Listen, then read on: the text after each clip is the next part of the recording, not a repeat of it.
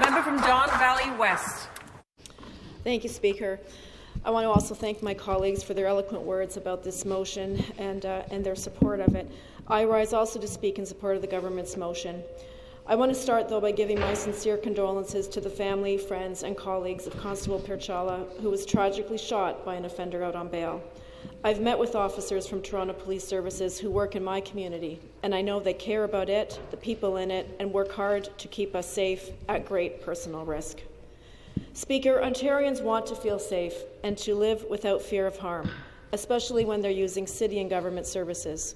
We've all heard the tragic story of 16-year-old Gabriel Magalis, who was fatally stabbed and killed on the TTC system last week. We've heard from Gabriel's mother, Andrea Magalis, who, amidst her unbearable pain, found the strength to speak about her son and to speak out. Of her son Gabriel, she said, "He was a beautiful, sweet, sweet boy. He was so loving. I just cannot believe that his life was cut short." She went on to say, "I'm hoping that people will raise their voices so we can be heard. More needs to be done to help people in crisis. More needs to be done so that people don't get to the point where they are in crisis. We need more social services. We need more investment into physical and mental health. We need more support for housing. I feel like if things keep going the way they're going right now, so many people are going to be suffering the horrible pain that I'm going through right now." End of quote. Why did she say all this, Speaker? Because she doesn't want us to focus only on crime and the criminals, but also what drives some people to that life of crime.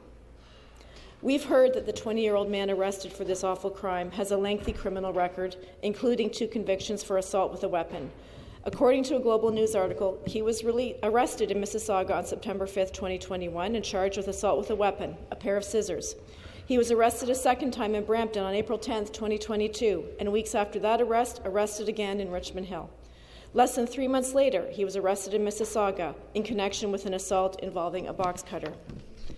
With stronger laws to deal with repeat and chronic offenders, such as bail reform, and increased mental health and housing support, people across Ontario can be better protected from horrific crimes like this.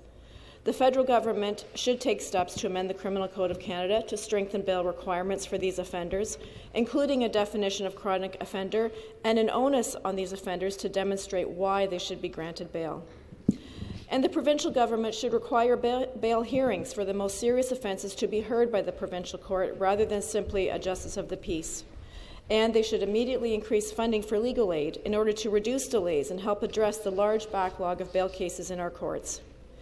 The provincial government must implement reforms in our justice system to improve living conditions and programming in correctional facilities, to ensure a focus on rehab and reintegration of inmates, so that those convicted of a crime do not descend on a path of repeated criminal activity. And to be strong on crime prevention, we need to address the root causes of crime and to remember Gabriel's mother's calls. We need to remember that bail reform is a serious issue and that we have a disproportionate number of Indigenous and Black people being held in jail. We need to address systemic racism and the Truth and Reconciliation Commission's calls to action on justice. For example, working with Indigenous communities to provide culturally sensitive services for issues faced by Indigenous people. Speaker, the offender who killed Gabriel was 1, a repeat offender, 2, with no known address, and 3, with alleged mental health issues. I want to stress that addressing all 3 of these areas are critical to ensuring public safety. Thank you.